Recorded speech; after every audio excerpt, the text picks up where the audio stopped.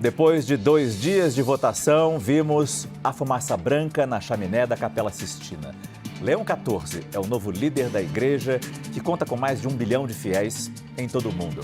É o primeiro papa de nacionalidade americana, o primeiro devoto de Santo Agostinho. Na janela da Basílica de São Pedro, o Papa Leão XIV pediu paz e construção de pontes. Neste programa especial, vamos mostrar os melhores momentos da escolha do novo líder da Igreja Católica. Robert Francis Prevost é o Papa mais novo desde João Paulo II. Tem 69 anos de idade. Prevost, mesmo sendo agostiniano, é alinhado às ações feitas por Francisco.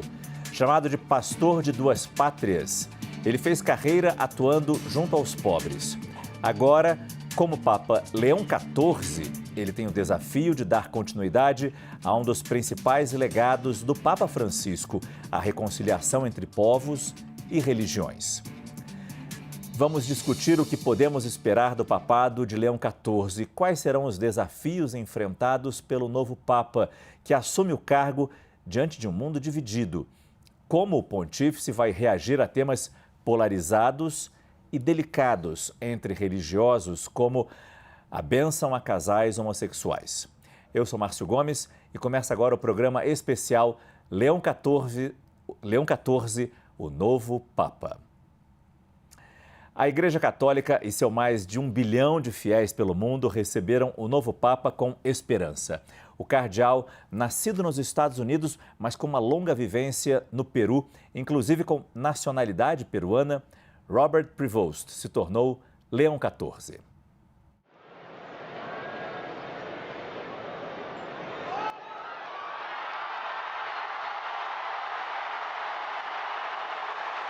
A fumaça branca sai da chaminé da Capela Sistina neste momento, indicando que a Igreja Católica tem um novo Papa.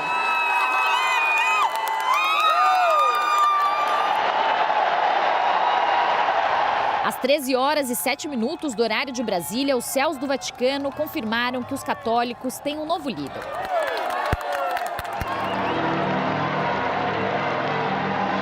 Os sinos da Basílica de São Pedro soaram, ecoando a enorme comemoração. La fumée est blanche, on va voir le pape. Là, je suis devant le Vatican, on a attendu, on va voir le pape. Eu vim do Brasil só pra isso! Eu só vim pra isso! Viva o Papa, viva o Papa! E logo depois que a fumaça branca saiu da chaminé da Capela Sistina, uma multidão correu aqui para a Praça São Pedro, como vocês estão vendo, para acompanhar esse momento histórico para a Igreja Católica. Na hora que eu ouvi os sinos da igreja tocar, eu acordei, os meus filhos estavam dormindo um pouquinho, e a gente correu para a Praça São Pedro para ver o que estava acontecendo. A escolha do pontífice veio na 4ª votação do conclave. Depois de 2 fumaças pretas, uma ontem e outra hoje pela manhã, os 133 cardeais chegaram a um consenso. Ao longo do dia, as milhares de pessoas que já se encaminhavam ao Vaticano torciam para que a escolha do novo Papa viesse ainda no 2º dia do conclave, como nas últimas 2 vezes. E muitos palpitavam que o Papa seria italiano. De quem vai ser o Papa? Eu acho que vai ser italiano dessa vez. E então o anúncio veio surpreendendo a todos. Habemus Papam.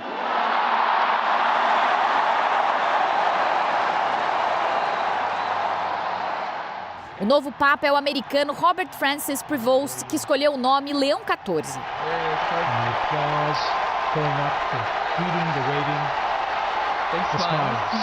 O novo líder de 1 bilhão e 400 milhões de católicos no mundo iniciou o discurso pedindo para que a paz esteja com todos. Fratelli, sorelle carissimi.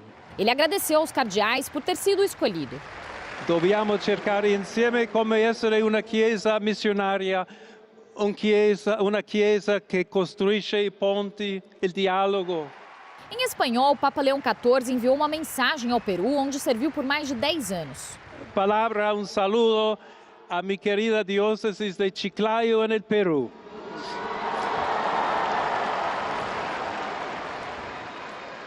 Donde un pueblo fiel ha acompañado a su obispo ha compartido sua fé. O discurso e a escolha do nome indicam que o primeiro Papa americano, um missionário, buscará um pontificado que aproxime a Igreja dos imigrantes e dos mais vulneráveis, assim como seu antecessor, o Papa Francisco, que foi lembrado por Leão XIV. Ancora conserviamo nei nostri orecchi quella voce debole ma sempre coraggiosa di Papa Francesco che benediva a Roma.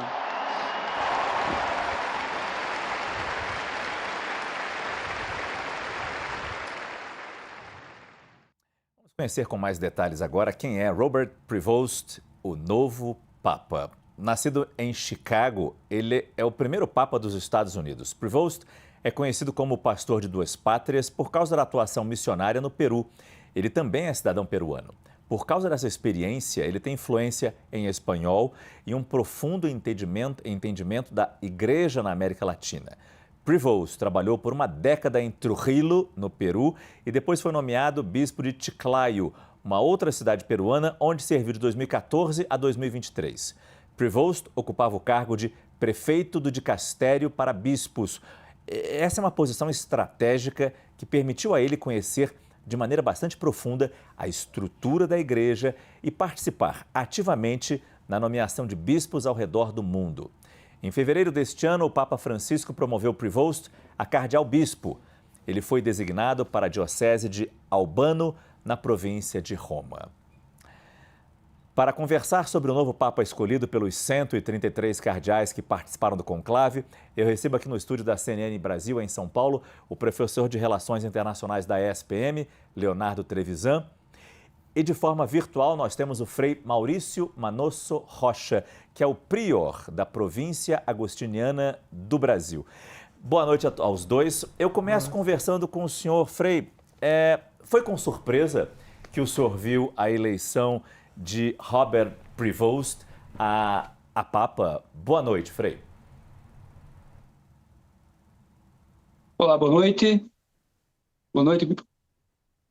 Então, para nós, agostinianos, foi uma grande alegria, uma surpresa também, a eleição do nosso ex-geral, Frei Robert Prevost, onde nós nos alegramos, mas também sentimento de surpresa como igreja, porque não era um dos mais comentados, Embora nós sabíamos e conhecíamos, a pessoa do Frei Robert, ou então cardeal Prevost, prefeito do dicastério dos bispos, e que tinha uma profunda amizade, com o Papa Francisco.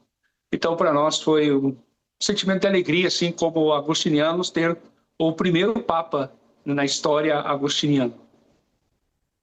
A que a gente pode atribuir que essa surpresa tenha se tornado realidade? Ou nessa lista de papáveis ele estivesse não tão na frente, mas ele tenha conseguido essa eleição?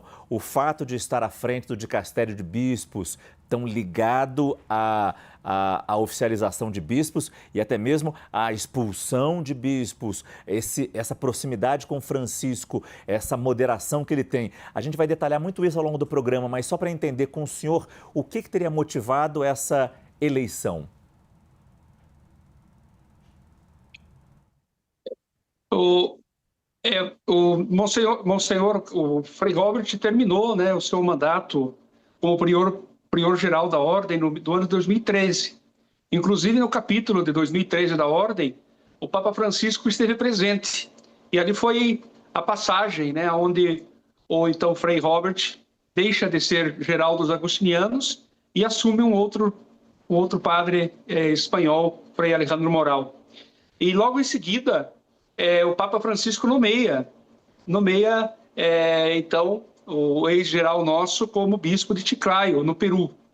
Terra que ele já conhecia, porque nos anos 90 ele já havia vivido na cidade de Trujillo, no seminário nosso, onde ele foi formador das novas gerações de agostinianos. Então, ele conhecia a realidade do Peru como missionário, e de lá ele, portanto, é eleito, quando estava no Peru, ele já foi eleito o superior, o provincial da província de Chiclayo. da província de Chicago. E no ano 2001, portanto, ele é nomeado geral. Então eu digo assim que o Papa Francisco conhecia bem quem era o Frei Robert Prevost, tanto é que nomeou. E ali surgiu essa amizade, aonde em 2023 ele chama para ser o prefeito do dicastério dos bispos, esse cargo que ele ocupou até recentemente. Então, vemos assim que eles tinham uma amizade, se conheciam, inclusive nos diálogos que até o Robert comentava, o Papa Leão agora, o Papa Francisco, nas conversas que eles tinham toda semana, ele como prefeito, o Papa Francisco até aconselhava ele a sorrir mais, tem que sorrir mais, se alegre com a vida, ele dizia. Então, eles tinham uma amizade profunda e bonita, o Papa Francisco com, então, Cardeal Prevost. Tem que sorrir mais é ótimo, porque ele parece bastante contido nas fotos, nas visitas que ele fez ao Brasil, pelo menos 4 visitas aqui ao Brasil, ele aparece sempre contido, sorriso meio sem mostrar muitos dentes, mesmo nesse momento em que ele já sabendo que seria Papa, perceba que ele é cumprimentado, mas um tanto tímido, recebe esses cumprimentos dos colegas cardeais. Professor Leonardo, fora toda essa vivência episcopal, tem a vivência internacional do então cardeal, agora Papa Leão XIV. Ele, como bem disse o Frei, ele tem uma vida longa, episcopal, no Peru, um país pobre da América Latina. Ou seja, ele entende bem os problemas sociais que acometem o mundo. Mas vem também dos Estados Unidos, nascido na cidade de Chicago, que é uma cidade com profundos problemas de violência.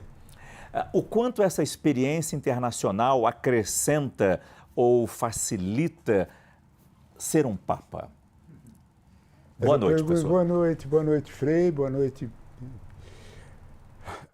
Márcio. Eu te diria que essa experiência internacional, ela é construída ao longo exatamente do período da era Francisco. A gente não pode separar as coisas. Todos os cardeais, todos os bispos que mais se aproximaram de Francisco apresentavam exatamente essa visão internacional. Francisco cultivava muito isso. A escolha dele não é gratuita. Ele tinha posições muito fortes. A escolha dele para o dicastério, para o dicastério dos bispos.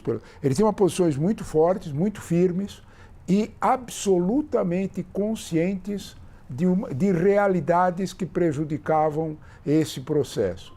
Eu chamo a atenção que, de algum modo, a origem dele é curiosa e a gente deveria pensar um segundo sobre ela.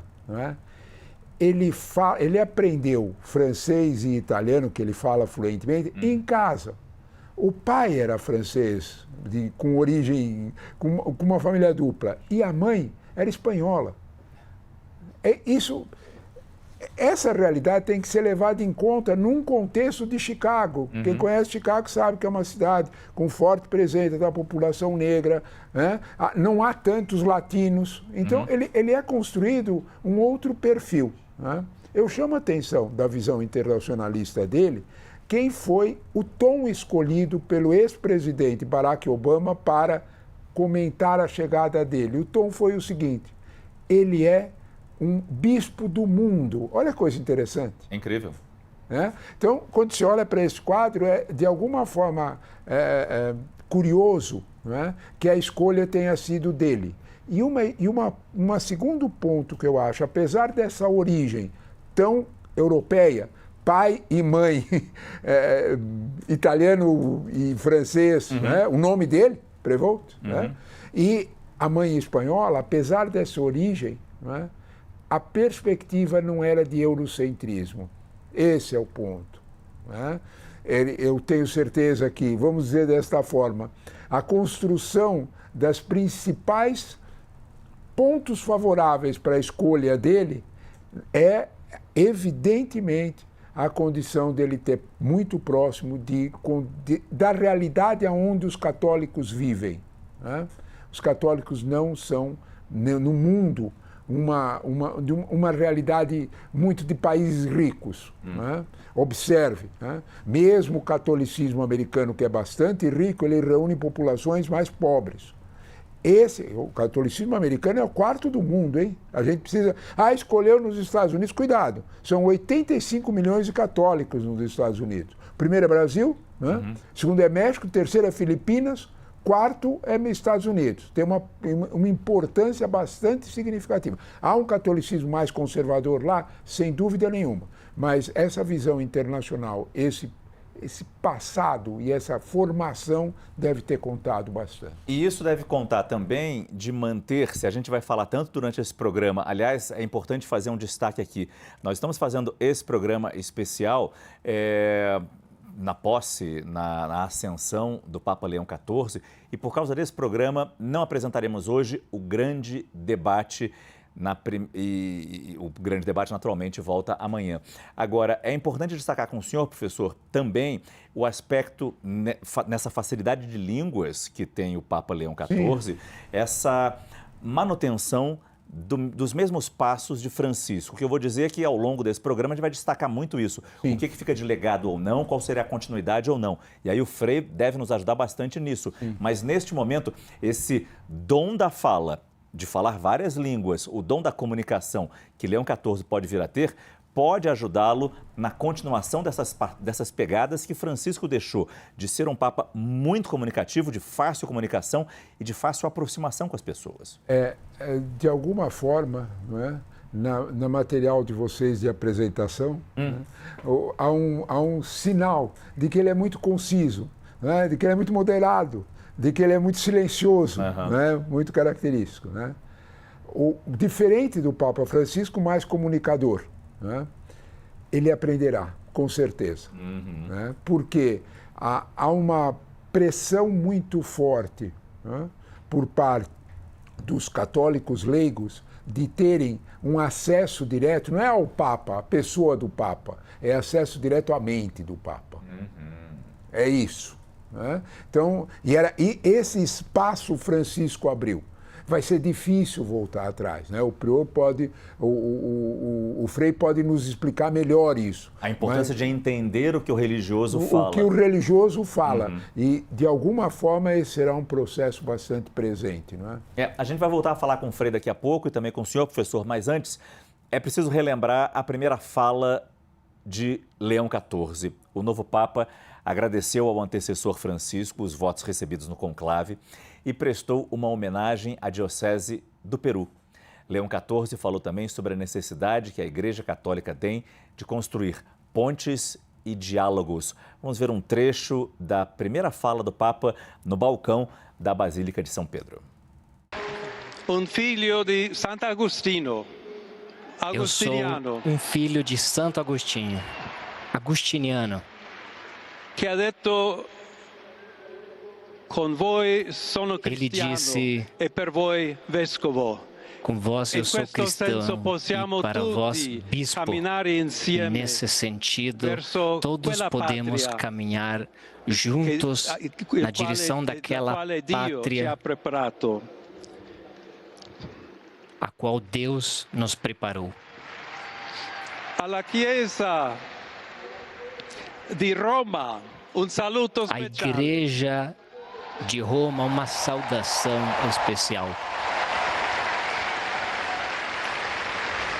Dobbiamo cercare insieme come essere una chiesa missionaria. Necessitamos sermos juntos e uma igreja missionária, uma igreja que constrói pontes e diálogo, e mantém um diálogo sempre aberto, pronta para receber de braços abertos todos que precisam da nossa caridade, da nossa presença, do diálogo e do amor. Papa Leão XIV já faz um primeiro milagre. Aparece aqui no estúdio o especialista em Vaticano que está se juntando agora a nós aqui no estúdio, Railson Araújo. E digo milagre porque Railson vem participando ao longo dos dias, de madrugada, na transmissão, na expectativa que havia da eleição de um Papa. E estava hoje no ar quando veio a vitória, talvez a palavra vitória não seja mais correta, a eleição de Leão XIV. E por isso agradeço muito sua presença aqui no nosso programa também. E acho que antes da gente continuar a fala, é importante ter a sua visão. E eu já fiz essa pergunta para o Frei e também para o professor Leonardo. Como explicar essa vitória, Railson? Você que acompanhou todos esses dias e foi sentindo como se construía esse conclave, foi sentindo como se construía aquela multidão na Praça de São Pedro, as expectativas daquelas pessoas. Talvez você, neste momento, seja importante dizer como você viu esse resultado e o que levou a esse resultado. Boa noite, Márcio. Boa noite. Boa noite, professor. Boa noite ao Frei, que nos acompanha, e todos que estão na audiência da CNN. É um milagre de Francisco. Estou aqui gastando os meus sapatos, como ele muitas vezes mencionou. Eu penso que quando a gente analisa o conclave, a eleição de um novo Papa, os rumores da Igreja, a gente precisa levar em consideração o momento no qual a Igreja está ali inserida. E durante a cobertura aqui da CNN, em alguns momentos eu chamava atenção para o sínodo de 2021 a 2024. E aqui, para quem talvez está menos familiarizado com a estrutura da Igreja, o sínodo é uma reunião máxima do Papa com parte do Colégio Cardinalício, mas sobretudo com os bispos. O nome dessa instituição é Sínodo dos Bispos. E Francisco ampliou essa reunião, que ela acontecia ali em Roma, dentro de 2, 3 semanas, um mês, e Francisco ampliou não só este encontro, essa reunião, como também ampliou os temas que seriam discutidos ali. Então, eu chamava atenção justamente para isso. Eu acho que o sínodo ele vai ser muito decisivo neste conclave. Por quê? Como nós estamos diante de um colégio cardinalício que foi ampliado, um colégio cardinalício bastante diverso, exatamente. Então, eu acho que muitos bispos, ou muitos cardeais, não se conhecem, tanto é que a Santa Sé entregou crachás para os cardeais, para que eles pudessem, ao menos, saber qual é o nome do irmão de colégio cardinalício. Então, eu pensei, 55 dos cardeais, 55 dos 133 participaram do sínodo. Não que eles tinham a mesma visão, obviamente. Inclusive, o sínodo teve vários debates, várias discussões. Mas pode ser que um cardeal, por ocasião ali, de estar à frente de uma mesa de uma reunião, de uma mesa de trabalho, pelo seu discurso, pode ter se destacado. Querendo ou não, são 3 encontros dentro de uma janela e encontros que duraram ali 2, 3 semanas, um mês. E sabemos que Robert Prevost participou. Participou do sínodo. Participou do sínodo e estava na mesa de trabalho junto de outros cardeais, como o cardeal, por exemplo, Luiz Antônio Tagle. Sim. Será que Tagle voltou em Prevost? Talvez. Talvez ele já tinha ali os votos dos cardeais dos Estados Unidos, de outros cardeais ali que participaram do sínodo. Então, 40, 50 votos, mas principalmente, Prevost servia no dicastério para os bispos. Então, na hora de nomear, na hora de indicar, Prevost que fazia ali a mediação. Então, era um nome, embora tenha pouco tempo presente no Colégio Cardinalício, era um nome, uma figurinha muito reconhecida ali pelos demais cardeais. Então, tinha uma presença na Igreja Universal muito relevante. Frei Maurício, o que a gente pode esperar do Papa Leão XIV? Então, uma vez mais, boa noite a todos. Eu vejo assim que o Papa Leão XIV, como ele bem frisou na sua apresentação, ele é um filho de Agostinho, um agostiniano. E eu vejo que ele vai viver, e vivendo a espiritualidade de Santo Agostinho, que é a busca de Deus, a interioridade, viver a interioridade, a vida de comunhão, a viver em comunidade. E outro aspecto muito significativo para nós, e eu diria até a comunidade e o serviço à igreja são 2 aspectos fundantes do carisma. Esse serviço à igreja, ao qual Agostinho nos recomenda aos frades, eu tenho certeza que o Papa Leão XIV vai levar à exaustão, né? Servir a igreja mãe. Esse amor pela igreja vai ser fortemente, né, a linha, digamos, o que o nosso Papa Leão vai levar adiante, né? Esse serviço, esse amor, vivendo a espiritualidade de Santo Agostinho. E eu também acredito, e o fato dele ser um homem conhecedor das diversas realidades do mundo. porque como geral, ele visitou todas as comunidades agostinianas no mundo todo. Em todos os continentes nós temos casas, temos comunidades, desde aqui na América Latina, só não estamos presentes no Paraguai, portanto, creio que talvez o único país que ele não visitou aqui na América foi o Paraguai, e os demais todos, com absoluta certeza, pelo fato de nós termos presença agostiniana nessas casas, e ele, como geral da ordem, nas nossas constituições, o geral ele tem que visitar cada comunidade em cada governo, e ele fez 2 governos, tanto é que aqui no Brasil ele veio várias vezes, né? Enquanto eu mesmo era formando, depois como padre. Então, é um homem que conhece a diversidade da igreja. Então, eu creio que isso também vai ajudar, né? Ajudar no processo e no caminho que ele vai percorrer, conhecendo as diversas realidades da nossa igreja, os diversos carismas da nossa igreja. Então, eu posso dizer que ele vai... Alô? Desculpe interrompê-lo, mas só, o senhor chegou a conhecê-lo pessoalmente? Sim, sim. Eu estive com ele, como geral, em torno de 4 vezes. 2 vezes, uma vez em Curitiba, quando eu era ainda um postulante, eu tinha acabado de chegar no postulantado, ele foi fazer a visita canônica, né? Então eu esteve lá. Depois eu estive com ele também quando eu era um teólogo na Espanha, ele foi fazer a visita canônica. Depois tivemos a beatificação dos mártires espanhóis em Roma, ele nos acompanhou. E depois em outras formações agostinianas que nós tínhamos. Muito bom. Eu tive com eles várias vezes, né? Muito bom. Como 3 ou 4 vezes, e conversando com ele, inclusive, porque era o papel dele é conversar com os frades também, né? Claro. Professor Leonardo, nesse discurso, nessa fala, nessa primeira declaração do Papa ali na Basílica de São Pedro, ele falou em italiano, falou em espanhol, não falou em inglês. Existe alguma mensagem por trás disso que a gente possa interpretar? Eu tenho uma sensação, né, que ele vai evitar falar inglês, né? Porque exatamente ele vai ter mais cautela de não ser identificado com um único país, com a realidade só americana, né? É preciso ter também uma certa visão, o Frei, o Ronilson pode nos ajudar nisso, né? De que eram 17 votos, né, dos americanos no sínodo, eram 17, no conclave, isso. 17 votos, né? Eu temo que ele não tenha conseguido a maioria. Porque há uma presença muito forte de um catolicismo, desculpe a expressão tão forte, anti-Francisco nos Estados Unidos. Né?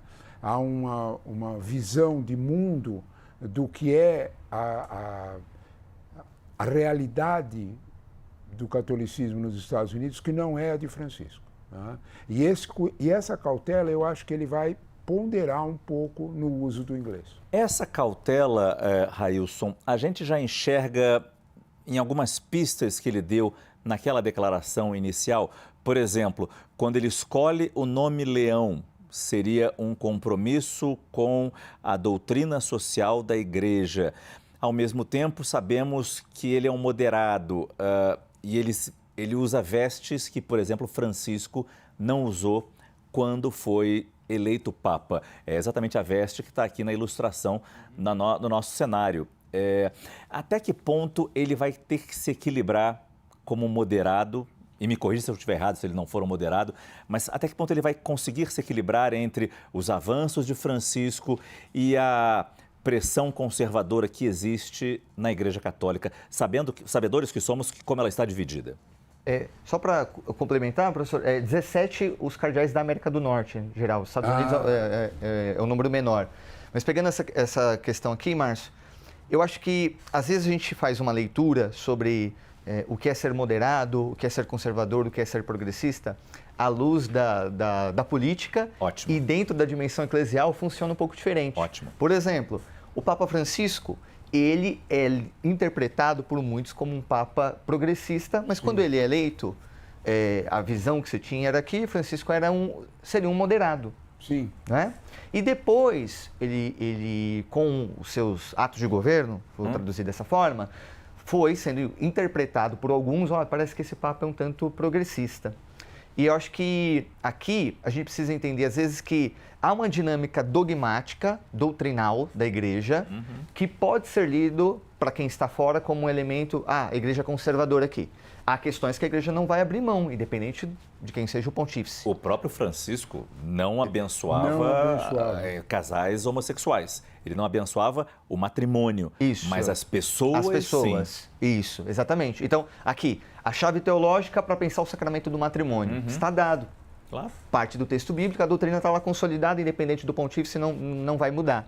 Agora, nada impede um progresso na dimensão pastoral. Principalmente ali na primeira metade da década de 60, a igreja avançou na dimensão pastoral com o Concílio Vaticano II. Então, a igreja conserva a doutrina, o dogma, mas avança na dinâmica pastoral.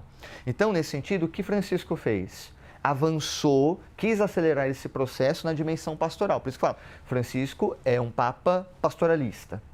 Como vai ser agora o Papa Leão XIV? Vai equilibrar, talvez o equilíbrio aí talvez ser um pouco mais lento na dimensão pastoral, talvez no primeiro ano, segundo, os 2, 3 primeiros anos, aí só com o tempo que nós vamos fazer essa leitura.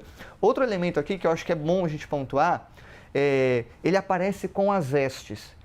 Ele usou aquilo que era o direito dele. Ele pode. Francisco que inovou, Francisco não quis. Mas eu acho que há aqui uma dimensão de equilíbrio. Ele poderia, talvez, sair de branco, como fez Francisco, mas cada Papa deixa a sua marca e nós não podemos esquecer essa dimensão pessoal. O chamado individual, principalmente pensando na antropologia cristã, o chamado pessoal que Deus fez para cada um. Então, o Papa não é chamado a ser uma cópia dos seus antecessores, ele vai deixando a sua marca e vai contribuir com aquilo que ele tem. Né? Muito bom. E aí, nesse sentido, ele não precisa aparecer como Francisco. Mas olha só, no balcão da Praça de São Pedro, saiu com as vestes, com todo o direito, mas depois deu entrevista, logo na saída ali, quando foi e visitou os funcionários da Casa Santa Marta, lembrando muito Francisco.